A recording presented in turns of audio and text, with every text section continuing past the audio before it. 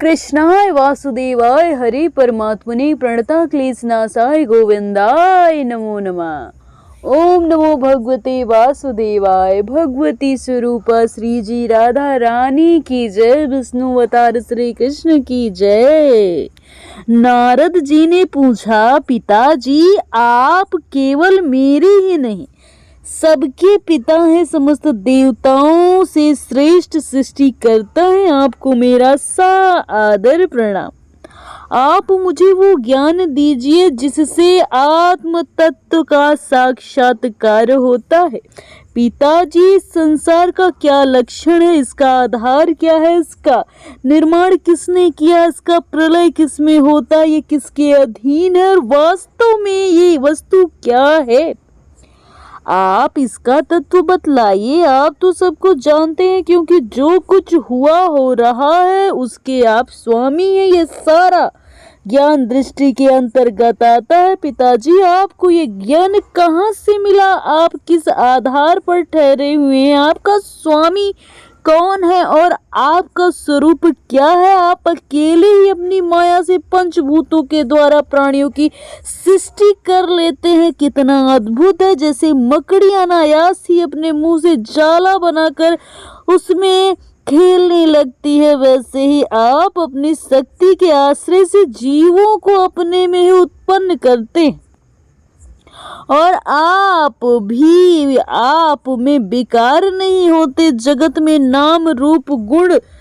से जो कुछ जाना जाता है उसमें ऐसी कोई सत असत उत्तम मध्यम अधम वस्तु नहीं देखता जो आपके सिवा किसी में उत्पन्न हुई है। इस सब प्रकार के ईश्वर को होकर भी एकाग्र चित्त से घोर तपस्या की, इस बात से मुझे मोह के साथ साथ बड़ी शंका हो रही है। आप के द्वारा पिताजी आप सर्वज्ञ सर्वेश्वर है।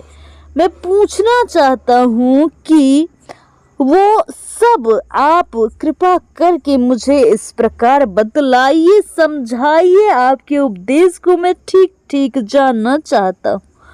ब्रह्मा जी ने कहा, बेटा नारद, तुम्हारे जीव के प्रति करुणा भाव से भर कर ये बहुत ही सुंदर प्रश्न जो तुमने किया है, भगवान के गुणों के वर्णन करने की प्रेरणा मुझे देता है।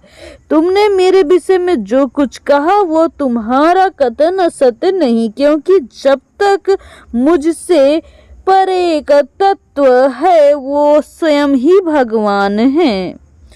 जान नहीं लिया जाता जब तक मेरा ऐसा ही प्रभाव प्रतीत होता है। जैसे सूर्य अग्नि चंद्रमा ग्रह नक्षत्र और उनके तारे प्रकाश से प्रकाशित जगत में फैलते हैं, वैसे ही मैं उन्हीं स्वयं प्रकाश भगवान के चिन्मय प्रकाश से प्रकाशित होकर संसार को प्रकाशित कर रहा हूँ।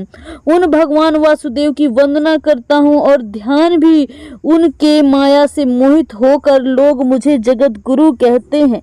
ये माया तो उनकी आंखों में ठहरती ही नहीं है, छेप कर दूर ही भाग जाती है, परंतु संसार के अज्ञानी जन उसी से मोहित होकर यह मैं हूँ, ये मेरा है, इस प्रकार बकते रहते हैं। भगवत स्वरूप नारद द्रव्य कर्म काल स्वभाव और जीव वास्तव में भगवान से भिन्न दूसरे कोई वस्तु नहीं है। वेद नारायण के परायण है, देवता भी नारायण के अंगों से कल्पित है और समस्त यज्ञ भी नारायण प्रसन्नता के लिए, साथ ही उनसे जिन लोगों की प्राप्ति होती है वे भी नारायण से कल्पित है। सब प्रकार के योग भी नारायण की प्राप्ति हेतु है। सारी तपस्या नारायण की ओर ले जाने वाली है। उनके ज्ञान से ही समस्त जगत की प्राप्ति होती है। समस्त साध्य साधनों का पर्यावसन भगवान नारायण में है। वो दृष्टा होने पर भी ईश्वर स्वामी, निर्विकार होने पर सर्वस्वरूप उन्होंने ही मुझे बनाया है और उनकी सृष्टि से प्रेरित होकर मैं उनकी इच्छा अनुसार सृष्टि रचना करता हूँ।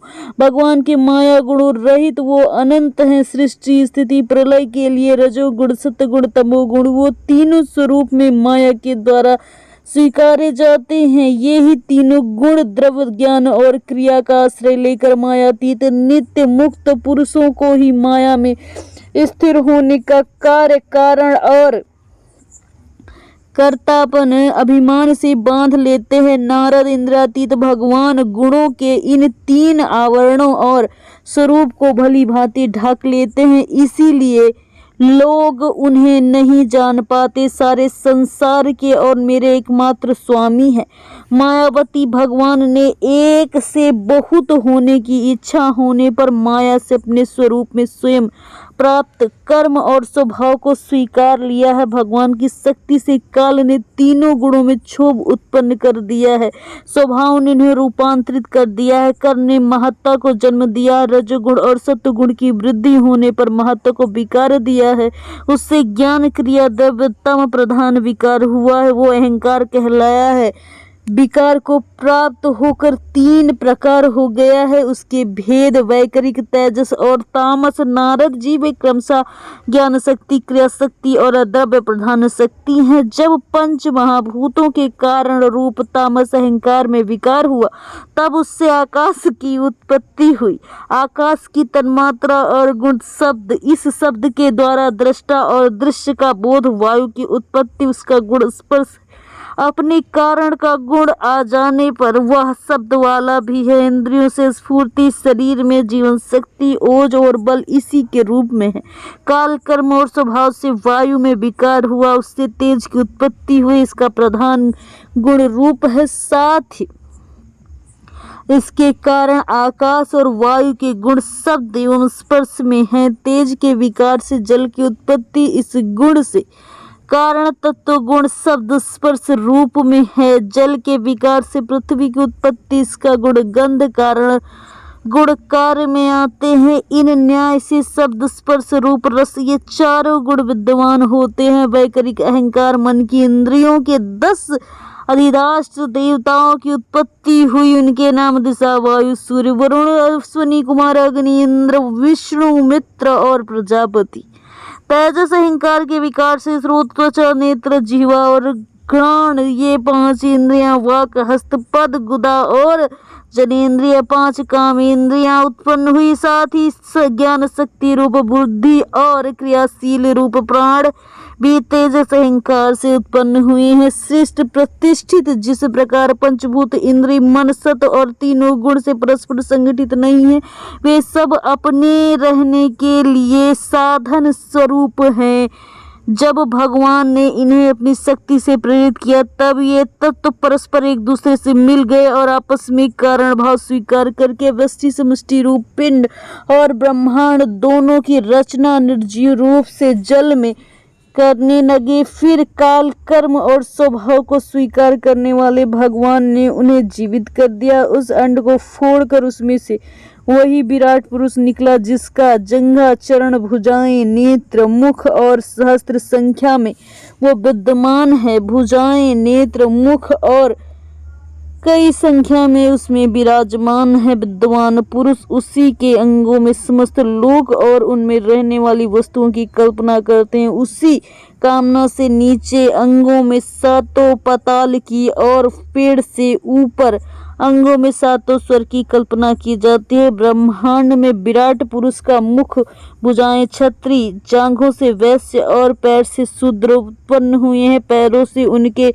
कटी पर्यंत 7 पाताल तथा भूलोक की कल्पना की गई। नाभि में भूलोकों की, हृदय में स्वलोकों की, परमात्मा में वक्षस्थल में महालोकों की कल्पना की गई। उनके गले में जनलोक, दोनों स्तनों में तपोलोक और मस्तक में ब्रह्मा का नित्य निवास स्थान सतलोक है। उस विराट पुरुष की कमर में अतल, जांघों में वितल, घुटनों में पवित्र सुतल लोक और जंघा में तलातल की कल्पना की गई है। एड़ी के ऊपर गांठों में महातल, पंजे पर एड़ियों में रसातल और तालुओं में पाताल समझने चाहिए। इस प्रकार